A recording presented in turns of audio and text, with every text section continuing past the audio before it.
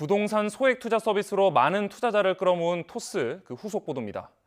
토스는 단순 광고만 했을 뿐이라며 책임에선 발을 빼고 있지만 토스 앱에서 투자부터 결제까지 모든 과정이 이루어졌습니다.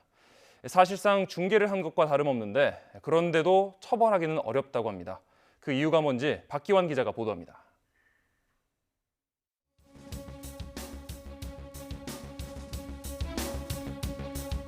토스 앱을 통해 P2P 업체 상품에 투자하는 과정은 은행이나 증권사가 펀드 같은 금융상품을 중개하는 것과 비슷합니다.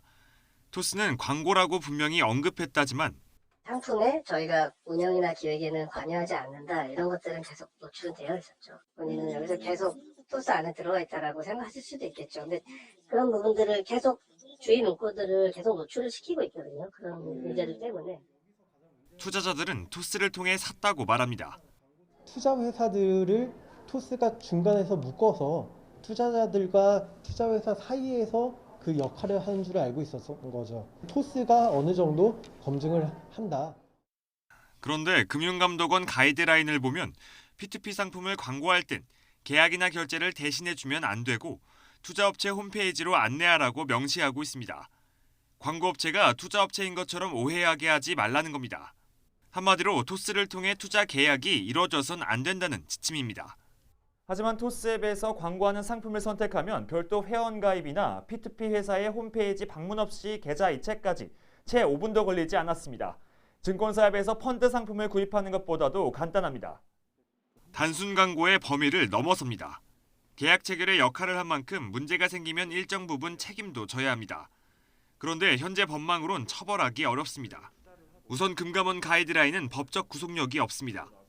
투자자 모집이나 이런 온라인 플랫폼에 대해서는 저희가 감독권은 아직까지는 없어서요. 법적 구속력이 없는 가이드라인 형태이기 때문에 이렇게 해서 했으면 좋겠다라는 권고 정도. 지난해 시행된 온라인 투자 연계 금융업법에는 P2P 상품은 다른 업체가 중개하지 못하도록 하는 내용이 있어 이걸로는 처벌이 가능합니다. 하지만 오는 8월까지 유예했기 때문에 당장은 적용받지 않습니다.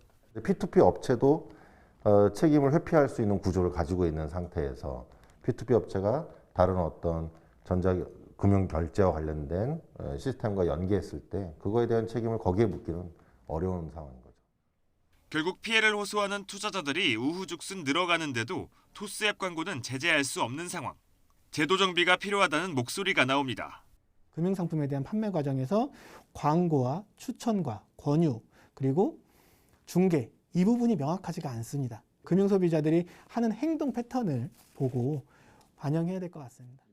전문가들은 이와 함께 투자자들도 P2P 상품은 법적으로 보호받기 어렵다는 점을 제대로 알고 투자해야 한다고 강조합니다. YTN 박기환입니다.